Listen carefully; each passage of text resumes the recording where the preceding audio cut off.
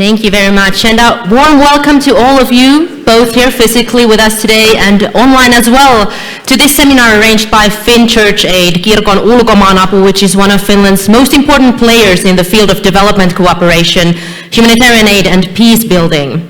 As we all know, this seminar is arranged in order to celebrate Finn Church Aid's retiring executive director, Jouni Hemberg, and his extensive career in development cooperation and humanitarian aid. And it's my great honor to be hosting you through this event today. My name is Liselott Lindström. I'm the former Africa correspondent of the Finnish broadcasting company, a journalist, and I'm very passionately following events across the Horn of Africa, and there's a lot of people here today that I admire very much. So I very much look forward to today's program.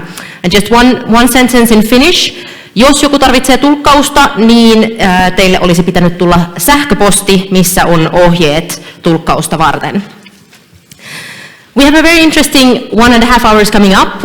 We're starting with a keynote speech by our Minister of Foreign Affairs, Mr. Pekka Haavisto, followed by a panel discussion where we try to find hope and look for solutions to the myriad of crises that are facing the world today, from climate change, food insecurity and conflict to the turbulent geopolitics at play. And after that we have cocktails and the possibility to discuss more freely, so please stay with us till the end. We're living through remarkable and historic times. The world, as most of us have known it for the past decades, is rapidly changing and evolving to something unknown.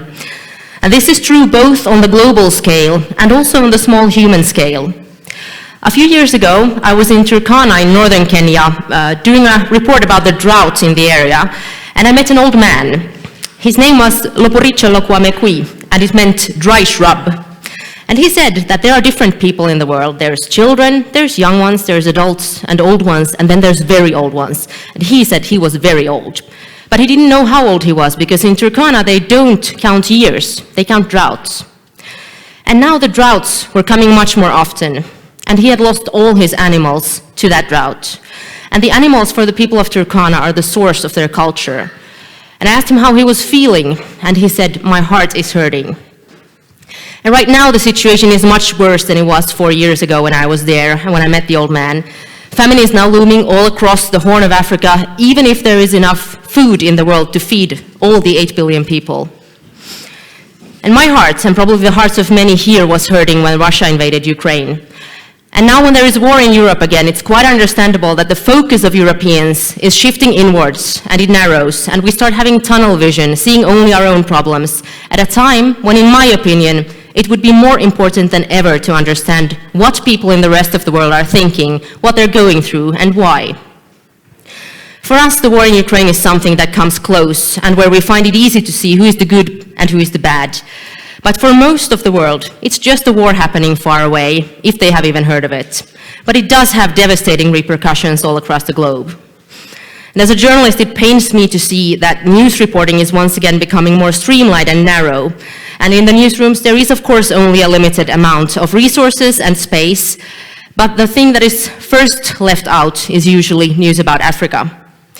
But Africa is the arena of many of the defining struggles going on in our world today, and it's more crucial than ever to have nuanced reporting and understanding of the powers at play and hear what the people are thinking. When the war in Ukraine broke out and half of the African countries did not vote for the resolution to condemn the Russian invasion, the Western world was surprised. It showed how limited our understanding of the continent is. And there's more and more anti-Western sentiment spreading across the continent in the footsteps of colonial trauma. And for many African countries, the bad guy in this current global upheaval is not Russia. First, the vaccine hoarding of the Western countries during the pandemic, and most recently the climate summit, COP27 in Egypt, showed to many that promises made by the Western countries are usually not to be trusted. The Loss and Damage Fund was passed with gritted teeth, and it's a fund that could help people like the old man who had lost all his animals. Global solidarity is not what it should be, and from an African perspective, West is still very patronizing. But not only from an African perspective, but from the perspective of the whole global South. But there is a lot that can be done, and it's not too late. All of the problems we are seeing today, like climate change and conflicts, can be fixed. We just need to be better at listening to each other and showing true solidarity, bearing responsibility for past mistakes, and looking for solutions together. The aim today is not to shy away from being honest about the problems, but mostly we will try to focus on how they can be solved, especially in the context of international humanitarian aid and development. And it's now my great pleasure to welcome His Excellency Foreign Minister of Finland, Pekka Haavisto, to take the stage. Welcome.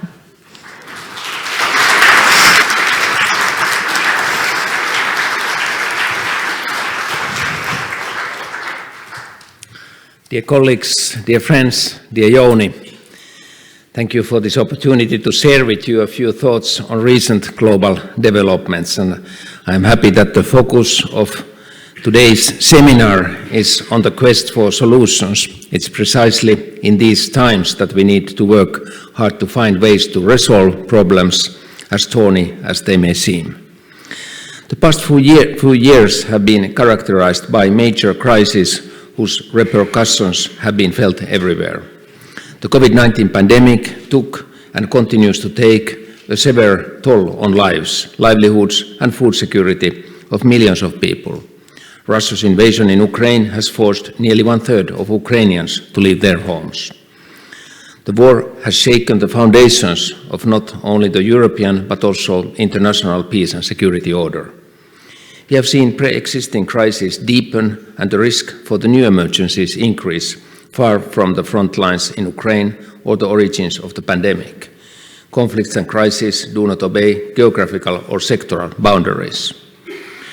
While interconnectedness is not new, the scope in which this is happening today calls for new thinking and ways of working. At the same time, multilateralism has come under serious strain. International organizations set up to foster cooperation are increasingly instrumentalized for geopolitical competition. We hear more questioning of the very foundations of the multilateral rules-based order and basic human rights. The situation in the Horn of Africa illustrates the nature and scope of crises of today. The region is experiencing its worst drought in 40 years. Crops are failing and people are losing their livestock. The war in Ukraine has further increased food prices, deepening food insecurity. The climate-related emergency connects with conflict and political instability. Armed confrontations and volatile markets make support efforts more difficult. In such contexts, we need an effective and immediate humanitarian response. We also need to strengthen the resilience of the societies to be better prepared for similar challenges in the future. It's indeed timely to ask, where do we find hope, and above all, where are the solutions, as is the topic of today. When I was working with the UN, I noticed that during the most difficult crisis, even when the Security Council was paralyzed, the incredibly important work on the ground continued. Similar invaluable work continues at this very moment in countries across the globe, not only by the UN, but also by other international organizations, individual states, and importantly, civil society organizations.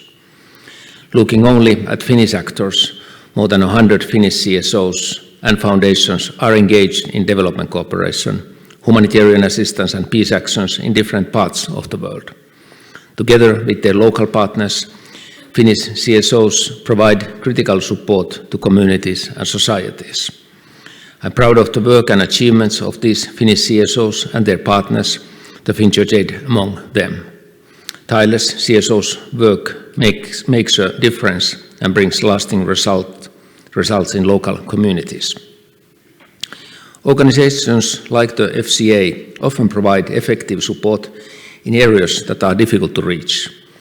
Presence in crisis-affected countries helps foster close contacts with relevant local actors and understand local dynamics. Direct engagement with the communities is important to ensure that the most marginalized groups are involved. These strengths were also highlighted in a fresh study commissioned by the Ministry of Foreign Affairs. The study looked into Finland's action to strengthen civil societies and advance their enabling environment. One of the recommendations was that we at the Ministry of Foreign Affairs could be better at capitalizing on your expertise and experience. that we develop more systematic ways of taking into account your views on the dynamics of civil society in different contexts, on best practices and tools to measure contributions. We are committed to making our partnership even more effective, and we look forward to continuing this work together with the CSOs. Friends, the strong and unified response to Russian invasion of Ukraine by the European Union and others has shown that swift, agile and broad-based action on major crises is possible when there is political will. I'm hopeful that this will help us to better respond to other crises too. In addition to Russia's blatant violation of international law, there have been more gradual worrying trends and have also served as a wake-up call. Increasing authoritarianism coupled with shrinking civic space, anti-democracy and anti-gender movements. The recent developments have generated renewed awareness of the need to actively protect and promote our core values and principles, human rights, democracy and the rule of law. Our task is to translate this awareness into action. Finland will continue its long-standing work to promote and protect human rights, be it through funding CSOs or discreet, frank discussions with counterparts. This commitment is enshrined in our constitution and reflected in the report on development policy across parliamentary terms. Dear colleagues, let me finally highlight one aspect that I believe is critical to keep in mind when you look for sustainable solutions to intersecting crises and long-term development challenges. We cannot afford to do only firefighting, start acting when a crisis has already erupted, or focus only on fires producing most smoke. Mitigating climate change and enhancing climate adaptation, protecting and promoting human rights, and eradicating poverty should remain firmly on our radars. Long-standing challenges may misleadingly seem less acute or urgent. Yet, if we do not continue to look for sustainable solutions to these challenges and promote sustainable development goals, we are destined to continue firefighting acute crises that root back to these fundamental problems. This thinking also underlines Finland's development policy. And by the way, when I'm looking at these photos, of course, it brings to my mind some very touchy meetings in Sudan and Darfur many years ago when I was working as European Union Special Envoy. There was a temporary tent covered with the plastic, with the stamps of European Union ECHO. And from that plastic tent made out of sticks and this plastic, I could see many small eyes looking there curiously. And then a lady coming from the tent, and the kids remained there, and the lady had a plastic canister. And she was walking directly to me, and I was thinking that what might be her message. And she wanted to thank European Union for giving this plastic shelter and the canister to help the family. And I was counting in my mind that this was maybe worth of €3 or €4 or €5 support from European Union. And reflecting to our debate on development cooperation and humanitarian assistance, where we sometimes are critical that so much money is used and this is too expensive and we should concentrate to our own issues instead of development cooperation. I always remember that per capita sometimes the aid is very small to people who are in the most vulnerable situations, and for example refugees or IDPs like these people. And I didn't bring the thanks to Mr. Solana, even if that time the lady was asking that please thank European Union for this canister and for this plastic, because I think there was nothing to thank, but gratefulness was there. And then I want to finish, Jouni, I know that you requested not to say anything about yourself, humble as you are. In any case, thank you for your tireless work. You, if anyone, would know that making a difference in conflict and crisis-stricken countries is not easy, but it's possible. This also, you have shown this to us all. Thank you for your hard work and inspiration over the years. Thank you.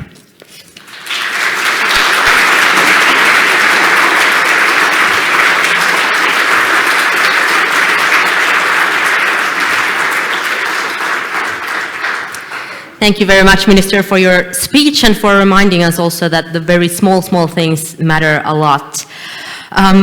For the last decades, while development has never been as fast as we would have hoped it to be, the world has always been a bit better off each year. But now, in recent years, this has changed. How do we turn the tide? How do we keep hopeful and trust the process amid the crisis upon us in the last couple of years? And what do we need to do differently? These are some of the things we will discuss in the coming hour or so with our distinguished panelists. Please welcome to the stage.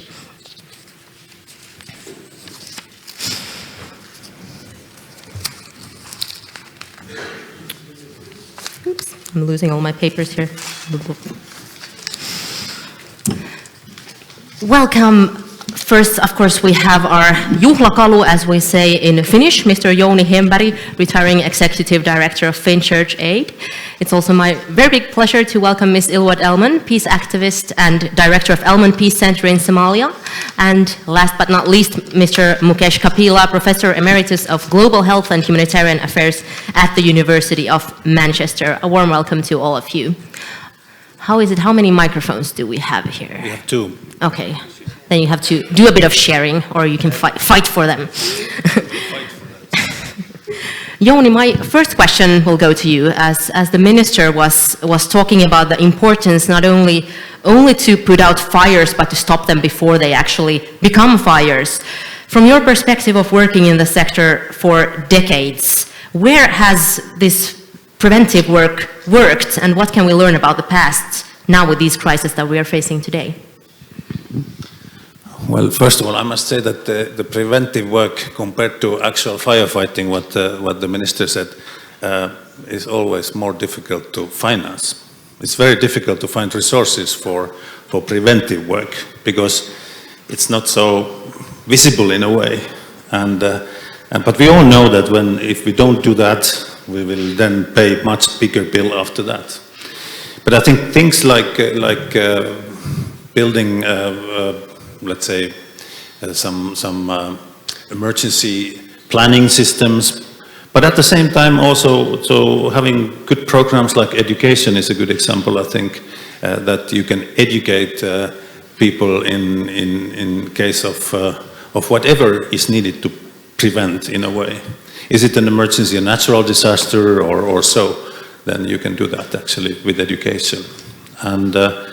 And I actually have worked in several places, and I remember in Zanzibar I worked with preventive work, but it was after we already had the emergency, and the emergency became very expensive because it was not planned properly in advance. Mm. And like education is not, or we're seeing like a much bigger need for humanitarian aid in the world today, but education is not counted as humanitarian aid. It's basically counted, but I think the problem has always been that, first of all, it came after, like many other sectors in humanitarian assistance, and it has always been a bit of a fight to prove that it can be also part of the humanitarian response. And I think only like recently, for example, humanitarian, ECHO, EU Humanitarian Office has actually agreed to have a flat percentage of funding always going into education, because now it's understood that education actually can be key in humanitarian assistance. I forgot to say in the beginning, if you find that my questions are really stupid, there will be a possibility for you to ask some questions afterwards, and this also goes for the online audience, so you can already now drop a line or a comment there, and they will be picked up. Can I comment on? Of course, please go ahead. Fighting part. I think you asked for fighting and lessons learned. Well, I would say one lesson learned is not to intervene in a fight unless you can make the solution better than the reasons why people went to fight.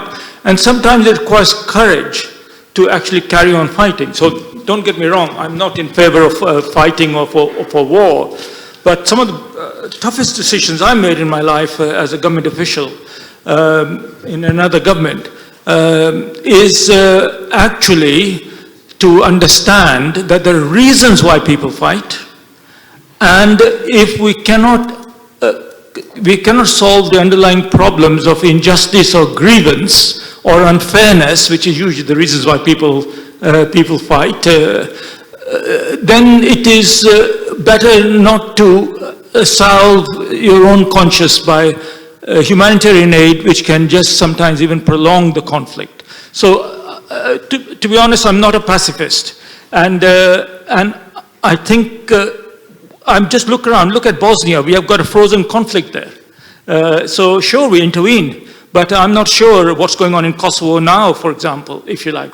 It's tiny in comparison to world affairs, but nevertheless, I think it's extremely important not to underplay the reasons why people fight.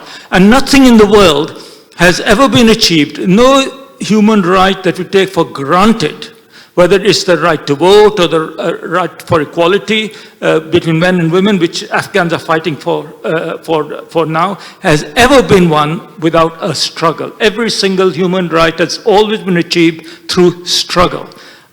I wish we could say it was all peaceful struggle. It wasn't. So I have a kind of more nuanced view on this, and that is that as we strive to make a more peaceful world, and by the way, the world is historically more peaceful now than it's, you remember we're supposed to be looking for positive points. Actually, the number of people dying in conflict is less now than it was 100 years ago, though that may not be saying much. So, but war and peace is a much more nuanced subject than we think it is. Ilwad, in the context of Somalia, if we look for the positives, what good developments have we seen in Somalia in the last time? Well, Somalia is still a very challenging environment, and I think that not just in Somalia, but the whole world is looking very grim right now. But even so, there are still a lot of things to be hopeful about. In Somalia, we've seen almost every sort of manifestation of conflict, and in that, we've also seen a resounding level of resilience that I think is something to really be hopeful about. We have an overwhelming population of young people. 78% of the population in Somalia is under the age of 30. The majority of them are 15 and under. The country's been in conflict for 30 years. It's essentially a nation of children. So I even find hope in that, where you are able to change the course of this protracted conflict by really investing in these young, malleable minds and recognizing that they have a very important role to play in the peaceful transition out of conflict. And I don't think it's too idealistic to say that peace is within reach now more than ever before in Somalia with some of the shifts that are happening. We are, of course, in a terrible humanitarian crisis right now. The UN has just reported that we have just barely averted the famine, but we are not yet out of the danger zone. It's more than 1 million people are internally displaced. But we also have a new incoming government that has expressed all the right things, that are displaying political will, that are establishing ministries such as climate and environment, which never before existed. So this is now the opportunity to engage, to match the resources to the rhetoric, to really fulfill and implement the various resolutions, declarations, commitments that we've been hearing from the global community for decades, whether it's about the youth peace and security agenda outlined in Resolution 2250, women's meaningful role in political participation, mediation, negotiation, really looking at development as a right and not just as a box to tick after conflict. All of these things are possible, but it really requires a League of Nations and champion countries, I think, like Finland, to stand up and, be that voice. Jouni, you wanted to come? I just wanted to add on this. I'm sorry, remember to speak close enough because then they can hear you on the stream. What you said about the current situation in Somalia, for example, but yesterday when we were talking, I mentioned that something that has always worked well in Somalia is the private sector. And I think we should actually also look into those strengths and then try to find solutions from there, perhaps. And I think that could be one way to go, actually, to support that. Very much so. I mean, even when you look at Somalia and how it's managed to survive, it's people how they have survived amidst 30 years of chaos and a failed statehood through the private sector, through remittances. And now we have this huge unemployment rate, and then the massive post-conflict reconstruction needs. The private sector is key in really bridging those two worlds and looking at industry building and employment to really pacify the community in this transitional period that we're in. And the private sector, I think, needs to be engaged more, to be incentivized a bit more, to really invest back into the country. And this has been overlooked for too long. And there you also need education, I think. Somalia still has 100% privatized education. And as we look at education as well too, and the meaningful, important role that it plays in the transition out of conflict, out of disaster, it can't be overlooked. And these are systems that need to be invested in as well. Well, I'm just going to add a postscript. Presumably we mean an ethical private sector. Because everywhere we see the private sector also committing the most flagrant abuses in terms of profiteering. You look in the Congo, look in all the resource extractive agencies, look in South Sudan, for example. So I see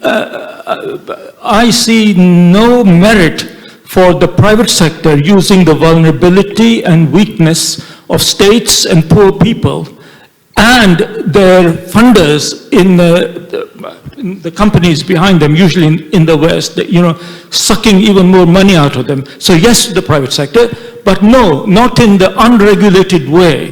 That even now, even in the West, we are seeing the problems of rampant, capitalism, which has gone out of control in a profiteering manner.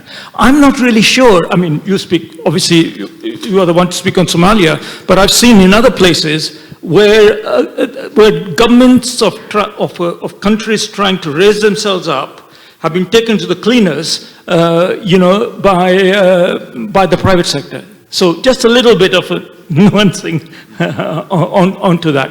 And the worst of all is state and private sector combining to pillage their own countries. And we see that around many, many countries in Africa. Not just the poorest countries, but even in the middle-income countries that is going on. So despite the UN Global Compact for the private sector, to which I think everyone has signed up, I see an erosion of ethics that has gone down, which has reduced things. And we see child labor, we see exploitative behavior in the factories, we see it on the farms, and so on. So this is not, again, against the private sector. This is simply to say they cannot have it without controls and checks and balances. And who's to provide the checks and balances? Well, we have a complete failure of the regulatory frameworks in countries with low governance, with poor governance. And as far as the international community is concerned, we see a complete failure. Sorry, I'm supposed to be looking for positive things, but I can't help it. In terms of the great initiatives, for example, extractive industries. For example, remember the big fight we had on ethical diamonds a decade ago or two decades ago? So I think a lot of useful work there's still to be done. I think the answer is yes, and as he said as well too. I mean, I think that there's, of course, a strong need to enforce ethics and regulation and make sure that we don't just have a new wave of unscrupulous disaster profiteers now being encouraged and legitimized by the development arena. However, there needs to be a significant shift in how we do humanitarian aid, how we do development, and how we engage unconventional actors like the private sector. And there's just such a lack of creativity in responding to some of these recurring issues that I think that the ingenuity, the innovation, and the matched resources that come from the private sector are also elements that need to be explored. But of course, that all is contingent on having fair processes that protect and promote human rights at the core of it. Jouni, now we can give a defense speech. I fully agree that, of course, the business has to be ethical, and I also agree that there is always a fear of fraud, for example, and that's always possible. And it's not only in private sector; it's everywhere, and it's in Europe as well, as we know. Just recently, some news, but. I think what we've learned, for example, what FCA has done in Uganda, for example, that we have found that young people, particularly when they want to establish the small, medium-sized enterprise level companies, they move forward, even or micro-level companies, and they want to be ethical, and they also want to pay tax, and they want to know how to do that. And so you find a lot of people who are very ethical, actually, and that's a positive thing in there. And out of what we have, for example, educated entrepreneurs in Uganda, also how they have moved forward. I think more than, if I remember correct, more than 80% of the people who were trained have either found their own company, employed themselves, or then working somewhere in another company for somebody else. So the results are extremely good and people are willing. But they need to have also a little bit of kickstart to move forward, so they cannot start from zero.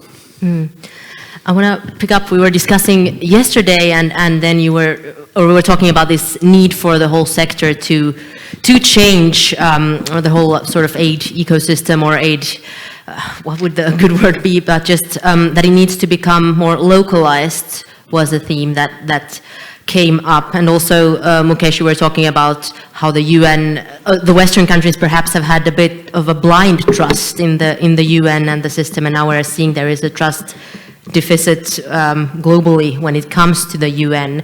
So what kind of changes would you like to see in the aid sector? We were already talking a little bit about it, but more concretely.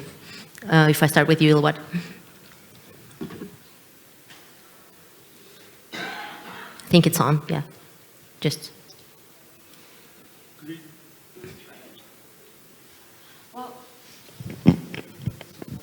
When there is a crisis or a disaster, even most recently the pandemic, when many aid workers and development workers were recalled back to their capitals, or when there is a conflict that emerges, partners, donors rely on local actors. Then the resources are, funneled to them directly to do the implementation, and they're counted on to be able to have a relationship where that is remote, and it's each person's best experience is leveraged then, whether it's technical, financial capacities that is supplemented from a distance, and the local actors are trusted to lead, to inform, to implement. But as soon as the environment becomes enabling again, local actors are often drowned out. And I think that this is a lesson that we need to take into account, that even when the environment is stable enough, that we recognize the roles and responsibilities and who's best placed to do what, and really take that horizontal partnership to heart consistently, and not drown out the space for local actors, because that is how we can sustain the interventions.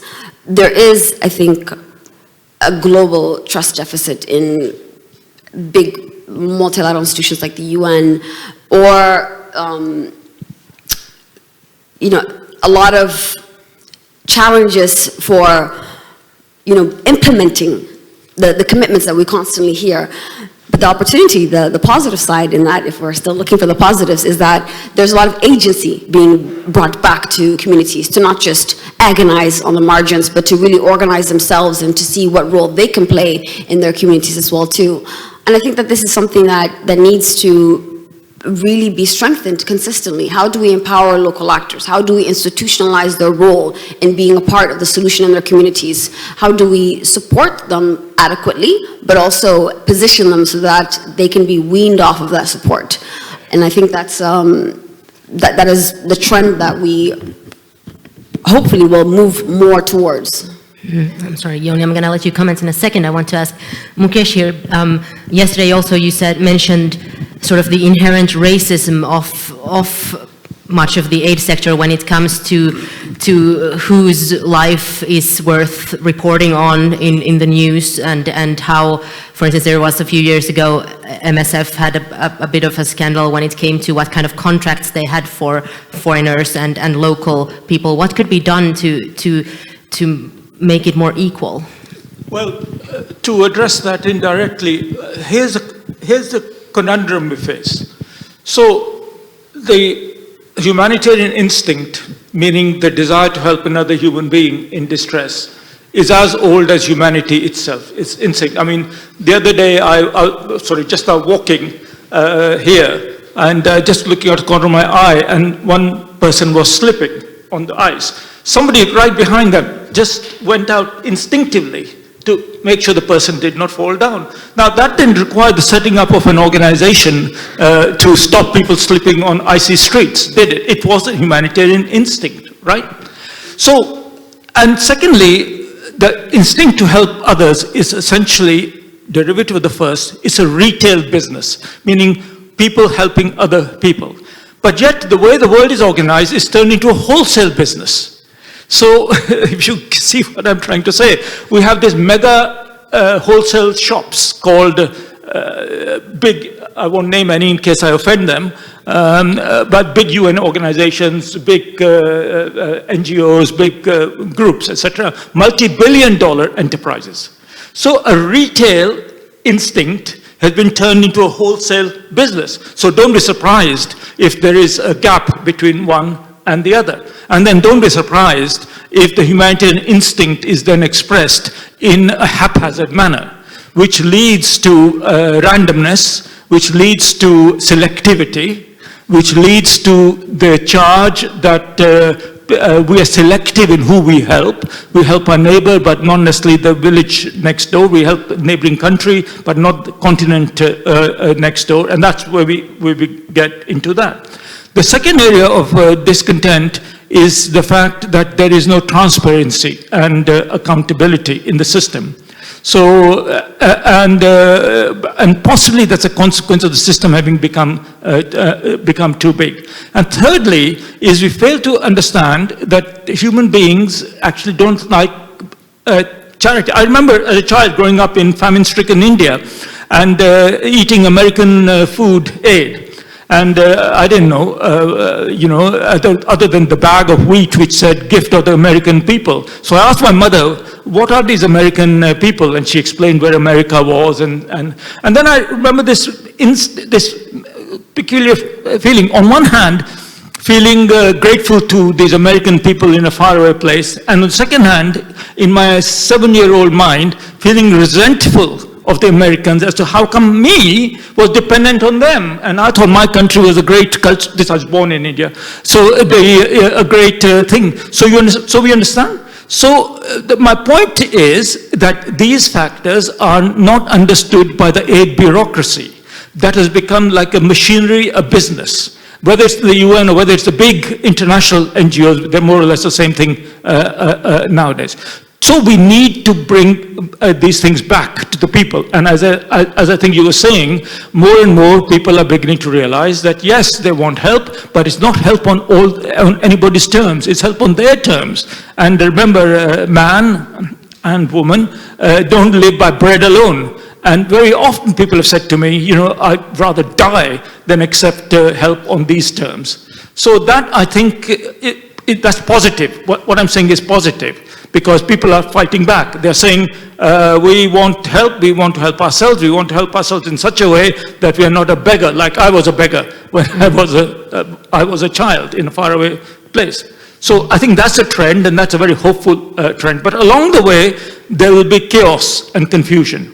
So, because people, all the systems that have been set up, bureaucratic coordination systems and this whole system of appeals and documents and God knows what, and I'm a veteran of that, by the way. My career was as a bureaucrat in the international aid system, is being shaken up.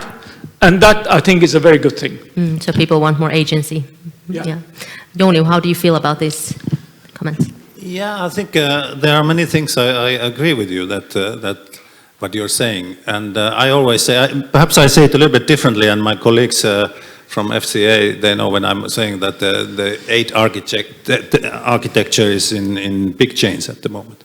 It's basically what you're saying, the same thing, and one good thing is that we very much talk about this localization at the moment, and we are also not only talking about it, but we are trying to find ways to make it in practice. My worry here is that we are too much talking about money only. We should talk about the kind of concrete ways of how do we empower the people on the local level in the communities to start driving the whole business. And that's, and I don't see that discussion too much going on, and I don't see any practical solutions so many coming up. In FCA, I know that what we have tried to do is we have tried to change our personnel, for example, so that actually we don't have too many expats in our offices in all around the world. It's actually mostly occupied by people from the same country. And that helps a lot when it comes to discussion, because then you already have internally a lot of opinions on localization. And that's very important also, I think. Speaking of that, there is, yeah, you said, okay, there is like local people working, but it's still it's a foreign organization. Ilwad, how do you feel about the role of, for instance, an actor like FCA in Somalia? What can a role of external actor like that be, and how can FCA, for instance, cooperate better with Somali organizations like your own? Well, I think that different organizations have different skill sets, and I don't think it's a call for, I don't think localization means only local, national actors can be the only ones to engage in a thematic area or in a country. I think that there needs to be a concerted effort of different level of expertise. I'm not a partner of FCA in Somalia, so I can't speak to exactly how they work directly with local actors, but I think that there is a unique set of skills and knowledge and convening power that FCA has, and that is valuable in Somalia, just like other organizations as well too. It becomes challenging when organizations start at the capital, or for example, if it was be here in Helsinki, secure funding, then conceptualize interventions in Helsinki, and then try to, through cookie cutter approach, implement that in Somalia, for example. And that ridiculous example is not something that is uncommon. It is very commonplace. Or if the trend is going towards localization and community-based interventions, that international organizations are just shifting their implementation to that as opposed to engaging communities. So, and also creating a need and not being able to supplement that longer when funding subsides. So there's challenges with having international organizations that are leading interventions themselves, especially when they don't have local staff that have a real skin in the game, have real ownership and are embedded within that community.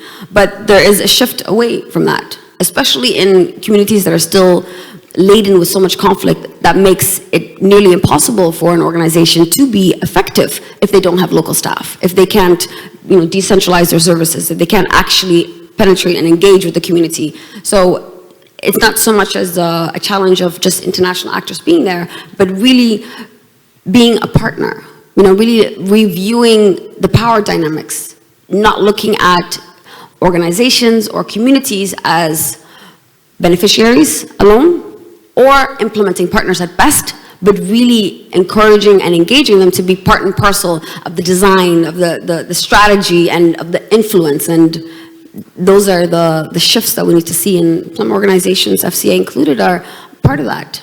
The problem I found as a donor was the issue of being petrified about corruption and accountability. So, for example, you would give money to an organization and you wanted to trust them, but you knew that your own auditors were breathing down your back, and they would say, well, okay, how many houses did you build? How much did you do? How much can you follow the dollar or pound, in my case, as to where it went? So we were driven by that financial kind of sword over your head, which meant that localization was very, very difficult. So what we need, perhaps, is different ways of impact measurement, where it's not a question how the dollar is spent, but more the question of what results are achieved. And this is not to say you can spend any dollar you like anyway, and as long as the results are there. So I'm afraid our systems and technology hasn't come up to solving this particular a particular problem yet, as to how do we make sure the right people are helped in the right way at the right time without setting up a huge apparatus to be tracking and tracing and micromanaging everything, which inevitably doesn't localize and which also creates mistrust in the system, apart from a lot of irritation in the system. And as you said, like in the end, having to ask for security clearance to use the toilet. Yeah. Yeah. And also often, if you look at how the system functions, you have so many layers there that you also lose a lot of funds that are supposed to be used on the grassroots level. So on the way already it disappears in a way. And it's actually not fraud. It's used for administration and people traveling and whatever, but it's actually perhaps not the best way to do. I actually forgot to say something. I think it's also very important from all actors like who are, let's say, international actors, they should also work with local governments. And if they don't do that, they are in a way having their own programs and they are not supporting the government establishment in the country. Of course, different countries are different, of course, but I think Somalia is a good example that we need to support the government, because otherwise, how can you expect the country never to move forward and build resilience in there? Did you want to say something? No, I very much agree, and I think that, I mean, being conscious of that from an organizational perspective as well too is very important. That you don't inadvertently undermine the government by only working with local organizations as well too. As things change, our approaches and our engagement strategies need to evolve as well too, and the progress is just too painfully slow. Even the questions around, how do we give funding to organizations? Do they have the checks and balances in place? Can they get audited? There have to be processes that you can put in place, or trainings, or capacity assessments that allow an organization to graduate and eventually be able to provide that that fiscal maturity as well too. Things grow and they evolve, but if our outlook is always the same myopic view of these are the challenges and we never move past that, then things won't move. And I mean, if we really want to be creative and really track from the donor to the beneficiary, there are ways that we can explore that, whether it's through cryptocurrencies or using blockchain technology. I mean, the entire aid sector can be revolutionized if we dare to. And even looking at the digitization and digital connectivity in most of the developing world right now, there's a lot of progress. Somalia, for example, it's almost a cashless society.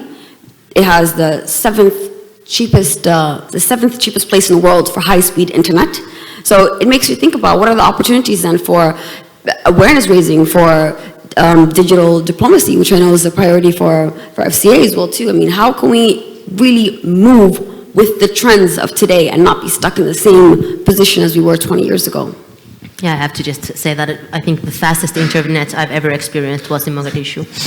Can I just comment here? Because I don't know if you know is here, the executive director, the CEO of FCA Investment, but we just made a decision of loan to support one of the internet, or the companies that are actually working with solar power with internet, but anyway, in that sector. But I wanted to say that I think the internet in Somalia is also different from any other place in the world, because it's done by themselves. I mean, the Somalis themselves. Because of the war, the international companies never came in. And it's actually very different from other African countries. I wanted to pick up on something that the minister was saying. Now with the war in Ukraine, and now EU has found unity, and he said he hoped that unity could also be used to solve other crises in the world. Mukesh, from the perspective of that 7-year-old Indian boy that you were, what do you hope that Europe would have learned from this unity? Well, I think, with due respect to the minister, the unity came because of the perceived collective threat. There's nothing to unite people more strongly than when they see a threat against themselves, right? So it would be a pity to think that will be the motivation to help distant problems. People starving in Somalia, nobody's threatened here, unfortunately. And tragic as it may be, but nobody's threatened. So, so I do not think this is going to get us to the answers of how to unite behind solving other people's problems elsewhere. What might unite is developing a more automatic mechanisms for response. This is where organizational innovation comes in. By that I mean is, at the moment, our system depends on voluntary contributions. That depends on the feelings of nations who wish to contribute to appeals, whether by the UN or the Red Cross or anyone else, right? And that's how we work. Now, but in some areas, we have automatic systems, like in peacekeeping. So if the UN decides to send a peacekeeping force somewhere, then the contributions come automatically according to a formula to which all nations contribute. So there's been discussions going on, for example, on migration.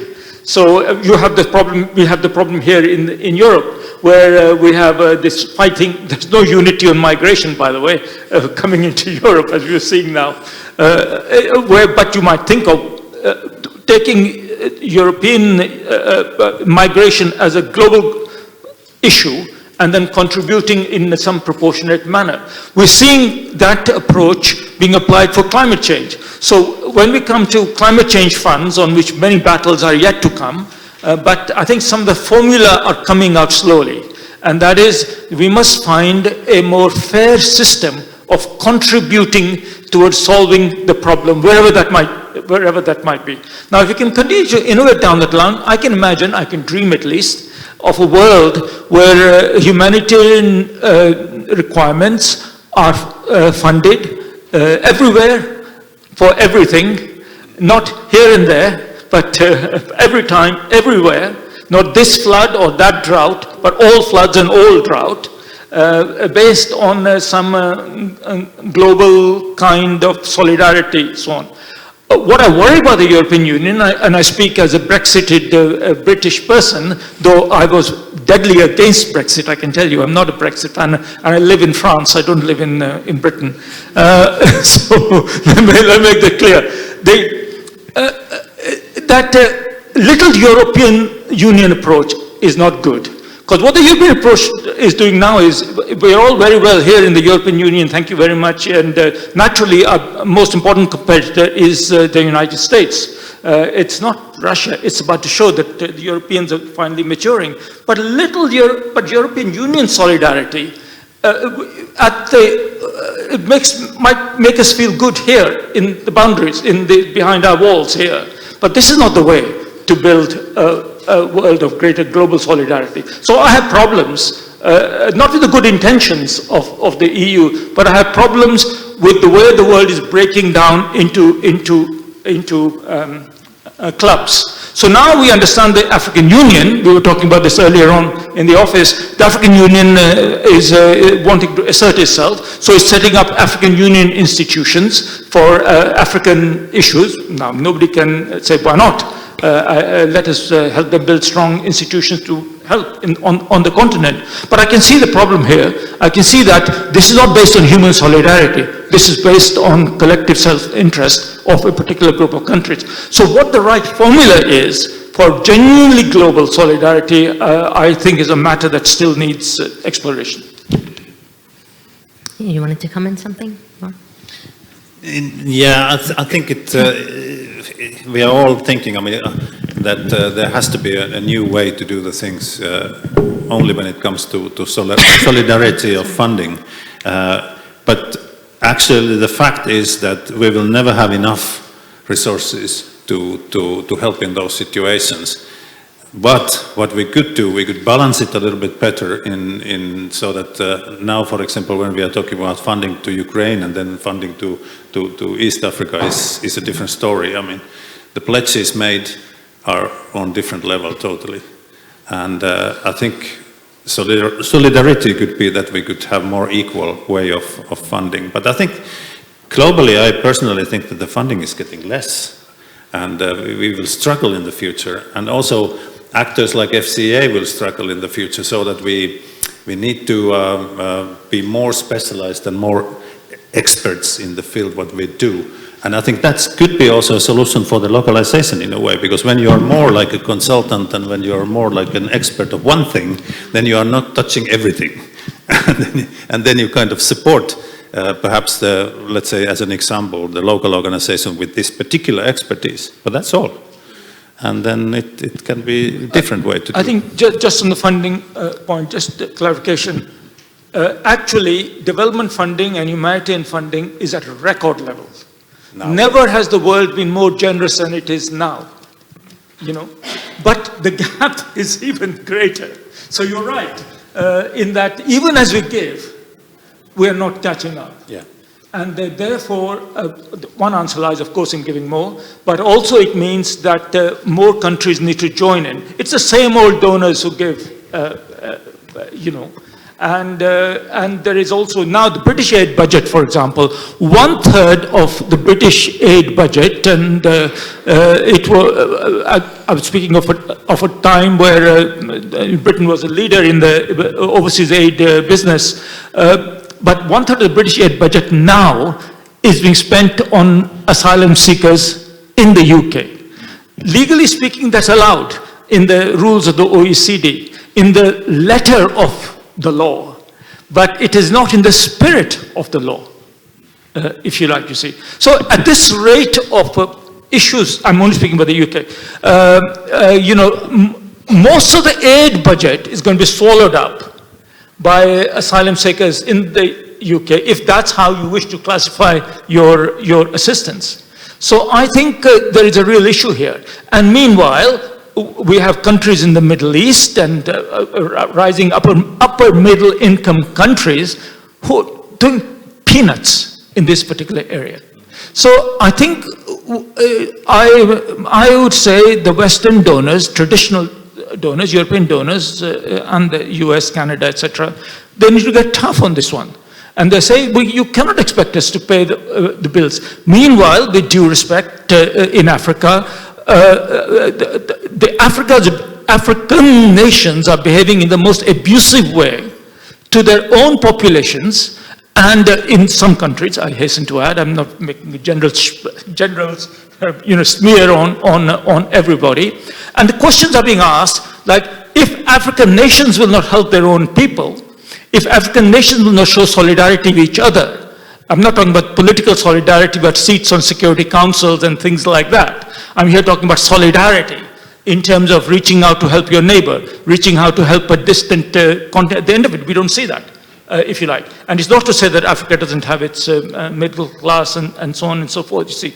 So I see a lot of a requirement to look in the mirror and see what is being reflected back in there. So it's complicated, but I agree that the gaps are growing. And maybe to add on that as well too is even when there is funding, particularly in sub-Saharan Africa, on peace and security, is that there's still big budgets for military spending. However, for prevention and for mediation and peace building, this is significantly reducing. And right now, the emerging theme is that sub-Saharan Africa is the new global epicenter of violent extremism. And this is very concerning because we know that you can't bomb an ideology, and that military solutions alone will absolutely not work in the fight against violent extremism. So the question really here is that, you know, if we're seeing in places like Central Mali, where the fatalities and the attacks have increased by tenfold since 2007, and all of the resources are only going towards military spending and massive peacekeeping operations, but not in prevention and in preventing countering violent extremism and engaging local actors, then this is going to be a threat that not only affects the rest of Africa, but also I think the world. It does have global impacts as well too. What do you see from, what do you see from your perspective working with peace in Somalia, where there's also, of course, an Islamist insurgency? What should be done instead of increasing military spending? Well, it's not only in Somalia, unfortunately, this is something that we see consistently repeated. In 2017, my organization, the Elman Peace Center, contributed to research in 6 different countries in Africa, and we did all the data collection in Somalia in a UNDP report called The Journey to Extremism. And it was a comparative analysis that looked at, you know, two people, same socioeconomic background, same family makeup, everything. We were exploring what was the final tipping point, where one picked up a weapon and finally became a violent combatant and one didn't.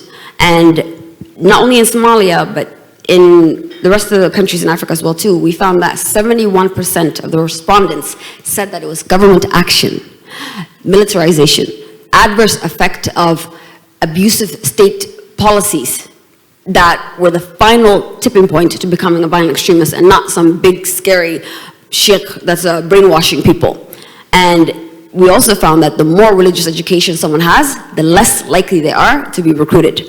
And when that report was launched, not only because of the volume of primary respondents that were all ex-combatants that were either in prisons or detention facilities or rehabilitation programs, but the findings were so stark. For many practitioners, it just reaffirmed what we already knew, but now had empirical evidence behind it, that it did shift a lot of the conversations around prevention, around violent extremism, around development, and the type of initiatives that need to be led on tackling the underlying grievances of communities if we really want to eradicate communities from violent extremism. But unfortunately, despite those very strong recommendations and commentary from different governments where the studies were taken out, the funding did not actually match the evidence. So it's a continued challenge where there's now a resounding level of knowledge and evidence, but the practice is still not evolving. We are publishing the second iteration of that report in February, and that one is focused on disengagement and reintegration.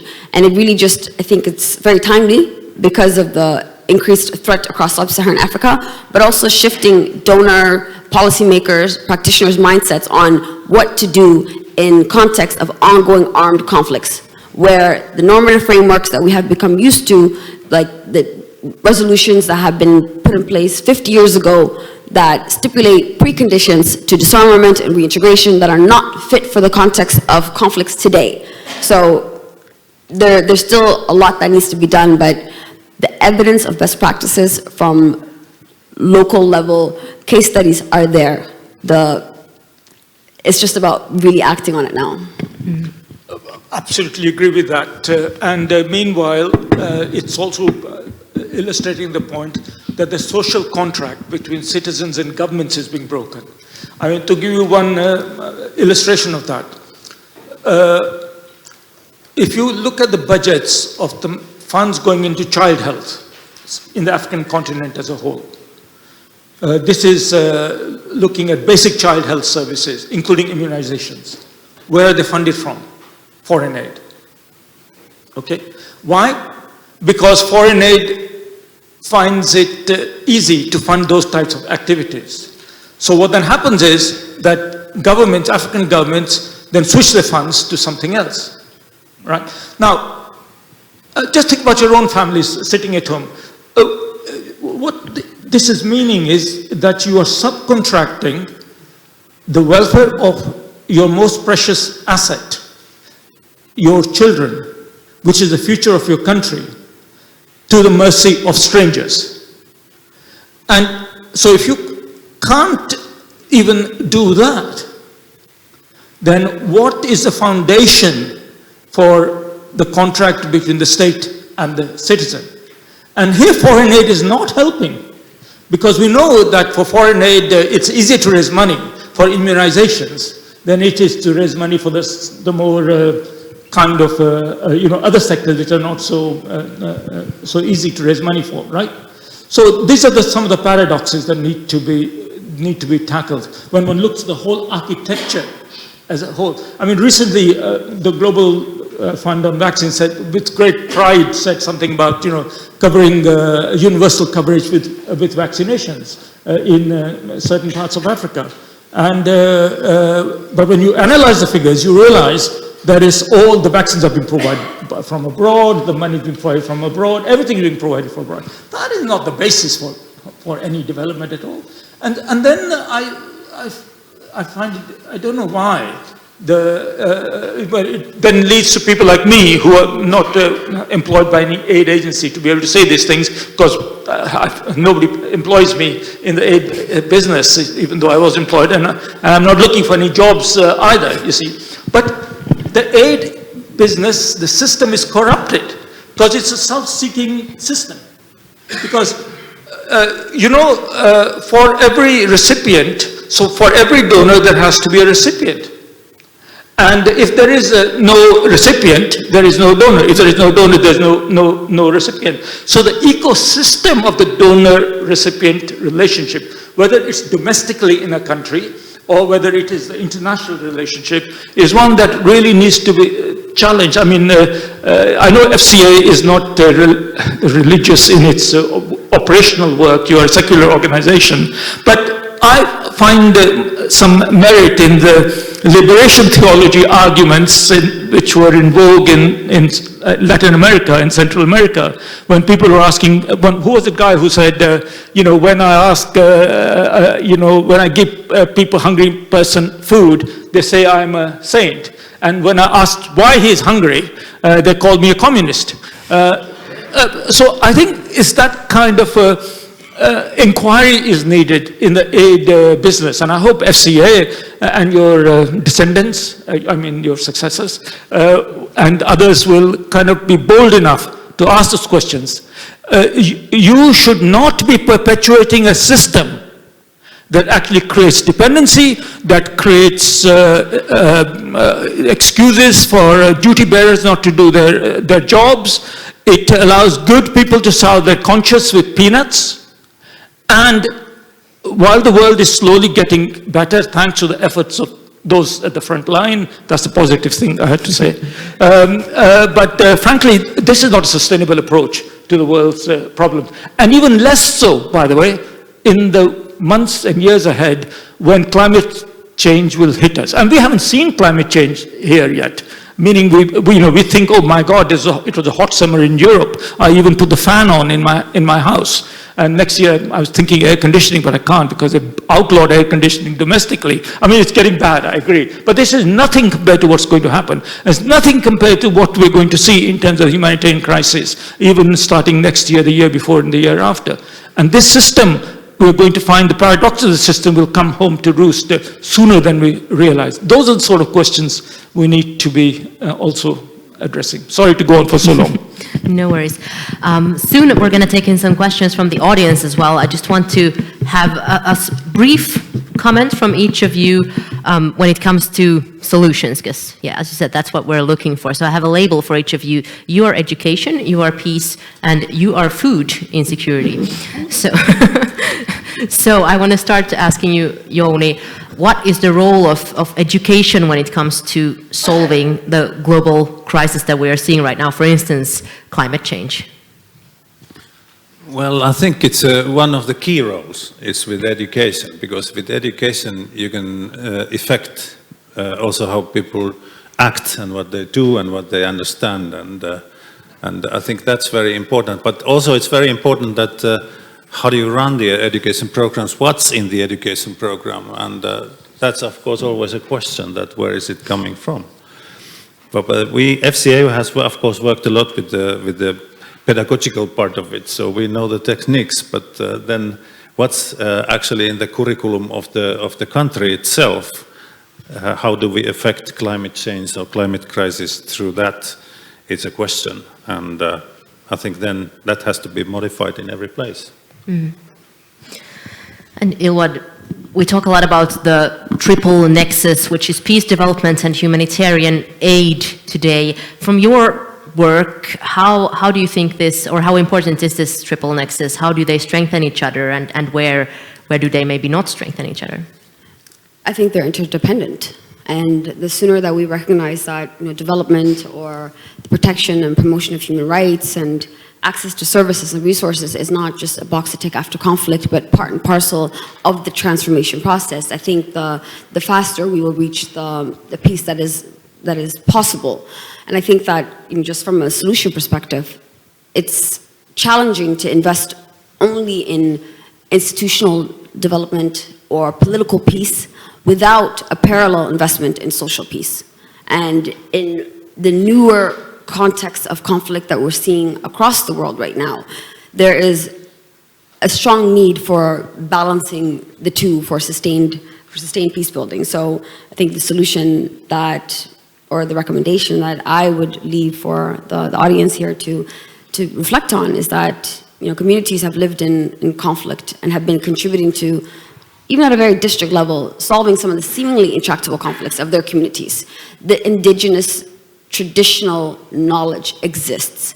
So for peacekeeping operations, for mediators, for donors to take that knowledge into consideration when entering formal negotiations, then also creating pathways for local actors to participate.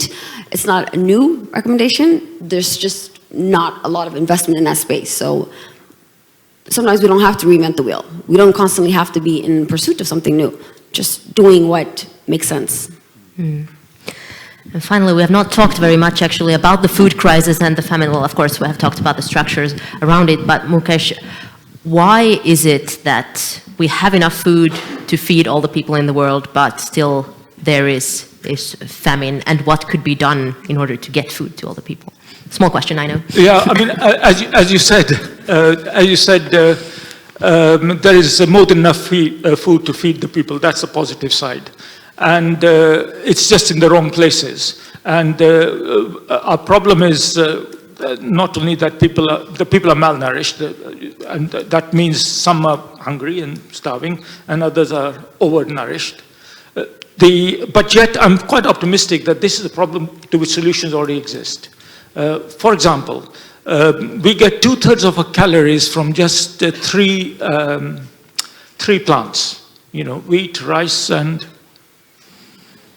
corn, barley. I can't remember what the third one is. But there are 5,000 edible things we can eat.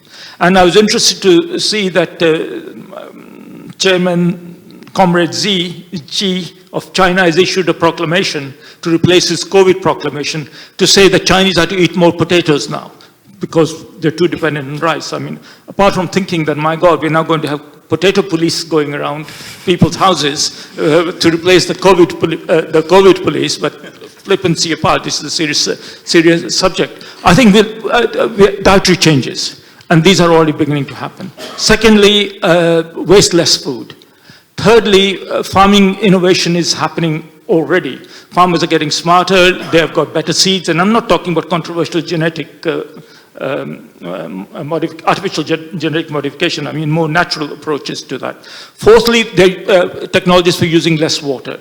Fifthly, and this is very interesting to see, 55% of us live in cities now. Why are we not growing food there? Urban farming, it's happening. But most of all, I think the figures are about 2/3 of all the food is grown by small farmers, okay? So by switching investment from large agri-businesses to small farmers, we would have a huge increase in productivity, apart from reducing food miles. And that's beginning to happen as well. So I see this as an extremely soluble problem, if I can use the word soluble here, in terms of addressing it. But it needs the right forms of investment and education. Go back to your education point, absolutely critical, and investment at the right level. But it's very much possible. Finally, very important point, it's not quantity but quality. Now there's some scale which tells you about the quality of your food, where quality is, perfect food is 100 and rubbish food is 0. The world average for food is around 40, meaning that even when you eat enough or too much, you are not eating the right sort of stuff. So I think emphasis more on quality, which will help nutrition, which will help health, which, you know, 2/3 of the world are dying from diet-related conditions, diabetes, heart disease, etc., etc. So this is where, putting all that together, solutions are there. Technologies are also there. So this is not mysterious moonshots we are working at. So I think it's now a question of just implementing it on a systematic basis. Great. Okay, I'm sure there's a lot of questions in the audience. There we go. Who is in charge of the microphone? There we go. Up there. Can you show your, yes.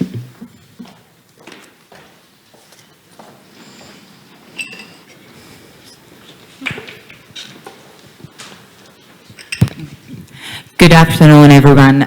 Thank you for the very interesting and insightful discussion.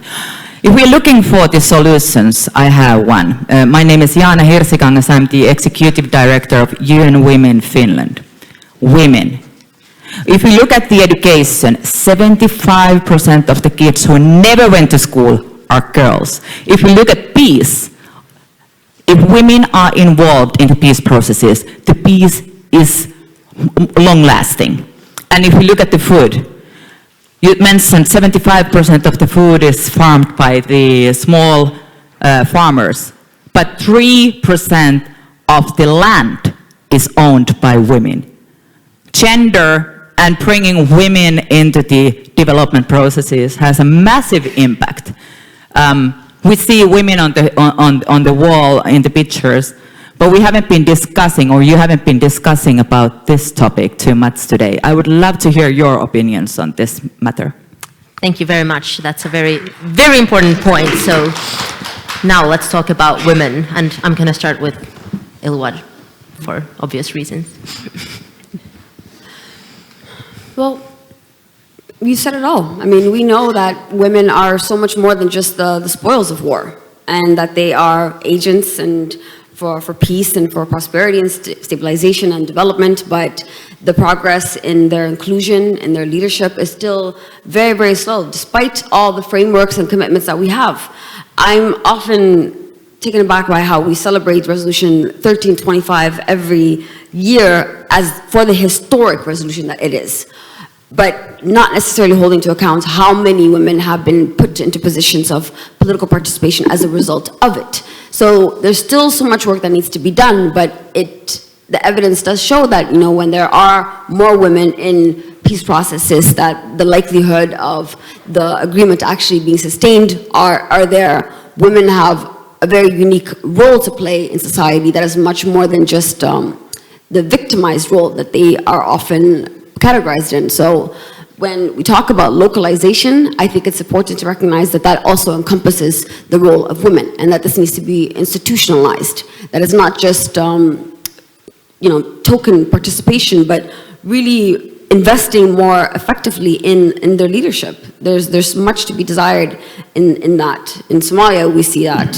What I think, again, needs to be done to promote more participation of women in peace processes as well too, is to not over-romanticize how far we've come and the processes that we have in place, but again, to really just implement. And every time that we do have an opportunity to, I fear that the patriarchy really does rear its ugly head. And I'll give you an example of a situation in Somalia. We just had a transition of government where we have a new president now, but it came on the brink of political violence when the outgoing president wanted to stay in power. And there was a lot of tension in the capital, particularly where presidential candidates were even calling for conflict, trying to radicalize and mobilize people, and then the international community would bring the same 5 men in for a ceasefire to de-escalate the situation. Every time there's an opportunity to actually implement the platforms and the frameworks and the resolutions that we champion every single year, we result to the laziest and fastest way to resolve a conflict. And I think that the engagement of women should not consistently be an optional second, but a fundamental priority. So there's still a lot of work to do in that. And I think that developing robust action plans and really implementing them and financing them is a big missing piece to the puzzle. Of course, I would totally agree, both question and the response. And I was just kind of thinking to myself, how come that we have got reasonable gender parity in many organizations? And I was, as a professor, I'm supposed to investigate these things in a professorial manner. I see no evidence that women-run organizations are inherently more effective or efficient than male-headed organizations. I'm looking at the major UN organizations that I'm very familiar with, including the people who run them. I'm very familiar personally with them. I can't say that because this organization is headed by a woman, it's better than before when it was headed by a man. So there is an issue that women's leadership, which we all desire, and by the way, you in Finland here are extremely lucky because you have a woman prime minister who I understand is excellent, and she's admired all over the world, and you're lucky.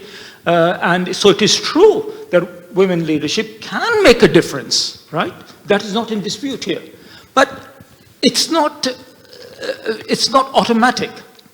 And what I see on the contrary is that as women reach higher up in organizations by time and effort on their part and fighting against all the obstacles, I'm here talking the international system, they don't necessarily drag along the whole organization with them. And I don't know why that is the case. They almost get captured by the institution that they are heading. So there's work there to be done. So for women leaders not to be complacent, if you like, on that. Other point I wanted to make was different, and that is, apart from all the things said, is the courage of women. In the last few weeks, what has struck me is the courage of the women in Iran, the courage of the women in Afghanistan. I was thinking, my God, these women are far braver than I would be. So in that sense, I think it's the courage of women that needs to be saluted, and maybe we need much more of that. Yes, I think being the last one is sometimes very difficult to say anything because it's already almost said everything. But on the way here, when I walked to this place, I saw some of you perhaps also saw the demonstration going on in front of the parliament, that the Iranian women. Oh, really? Yep. So that came into my mind when you mentioned that. And that also shows that a lot of things are happening in the world when it comes to this empowering of women in having the leadership also in the world. But Jana, who actually asked the question, has actually worked with the Women's Bank in one of the major programs of FCA, and that's a program when we are supporting women to establish micro businesses. And they have the leadership, the full leadership in running that program. And also the Women's Bank in Finland is run by women. And that's, I think, an example that we also need some success stories, because that will also then benefit elsewhere, so that we can show that there are ways to do it. I'm not a strong supporter of trying with, for example, with legislation to try to do the things. But it has to be in mindset of people, and I think we can do it. We can change the mindset. It has taken a long time in Finland to come even to this level, and we still have a way to go in Finland even. But I think it's possible to do, and I think we should work on that. That's my personal opinion here. Great, thank you. Any other questions? Maybe you gave all the solutions already. Do we have anything online? Any comments? No? Well then, I want to, because this was supposed to be about hope, and this was supposed to be about positive things. So I want to finish on a positive note. And I'll start with you, Ilwad. When you, like Jouni is retiring now, and when you look at the developments going on in the world, the positive developments going on in the world, the day you retire, what do you think will have changed for the better? What will I think will have changed? For the better. What are things that we maybe couldn't imagine at the moment to be happening? What do you think will perhaps be happening then? You can also be a visionary here.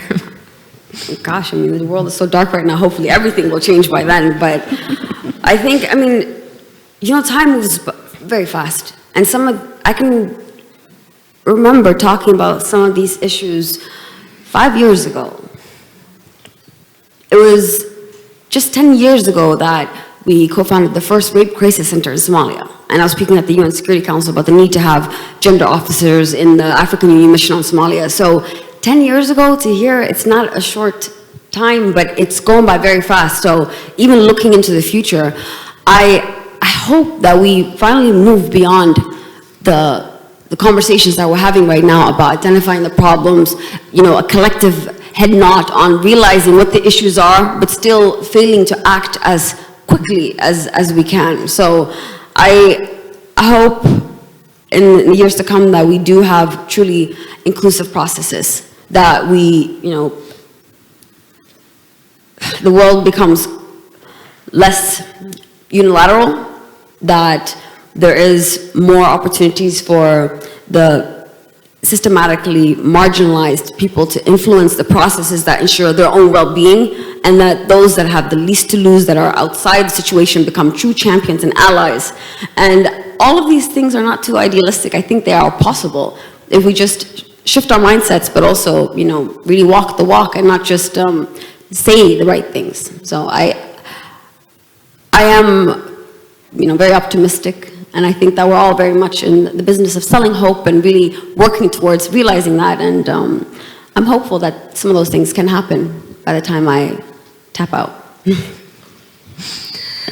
Mukesh, what about you? You said you had a list of positives, so now pick your favorite. They're in my, but that'll take too long.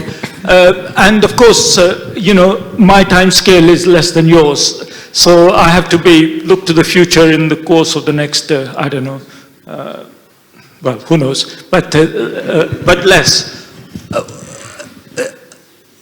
I won't tell you the story about when I met a refugee woman once in Sudan and what she said to me, but the conclusion of that story, because there's no time, it made me realize that pessimism, that only the rich and privileged have the luxury of pessimism, right? Met this woman who had nothing. She had been raped. Her children had been raped in Sudan. And she told me and taught me many things.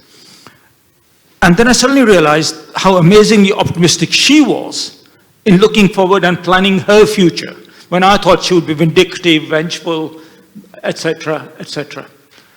And then I realized that I, as a relatively privileged person, might be pessimistic.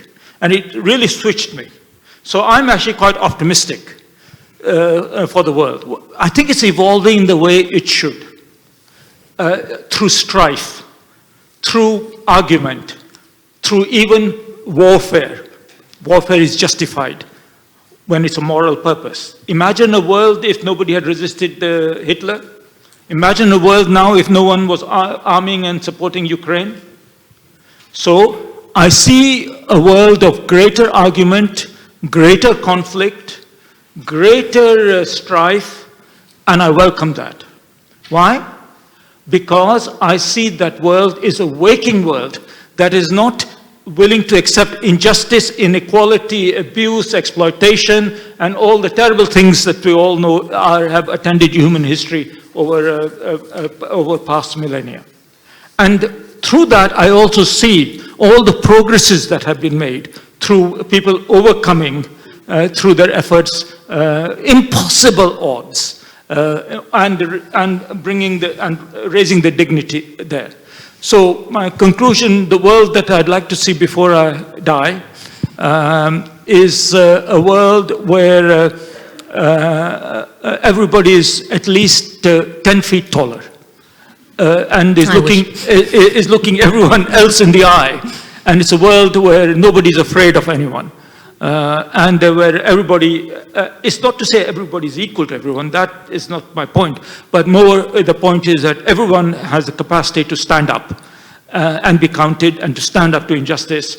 And I think never before in human history have we got so many tools, capacities, education, and connectivity to make that thing happen. And we should not be afraid. We should not be afraid of conflict and strife. This is the way it should be before we get to a place where there is greater fairness and greater justice. And Jouni, you're the one retiring. I'm gonna ask you. Now I'm gonna ask you, what are you particularly proud of? Which achievement from your career that has somehow changed the world for the better? Wow, this is a difficult question.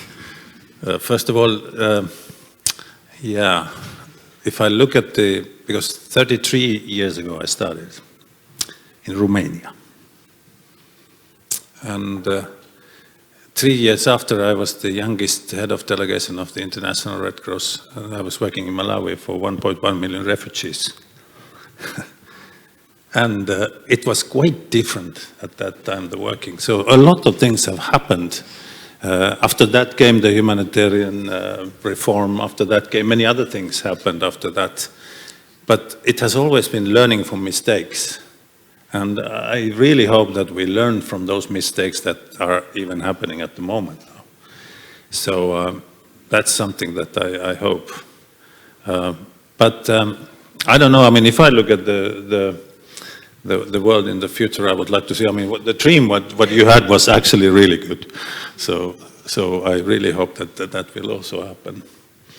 So that's basically what I think. It's hard to say. So. But what is the most important thing? Many things, I'm sure. Yeah, there are many small things that can affect the whole, let's say, career and the whole work that you have done in all those years. What about your apple trees, your apple orchard? Yeah. Let's talk more about the apple orchard, maybe over cocktails. I'm sorry we're running out of time here, but thank you so much to all of you for this very insightful discussion. I learned a lot, and I hope many of you also did. So great, thank you so much.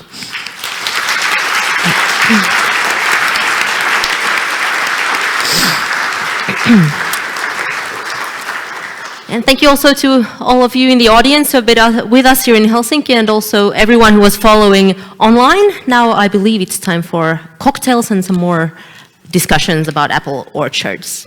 Thank you very much. Thanks. Thank you.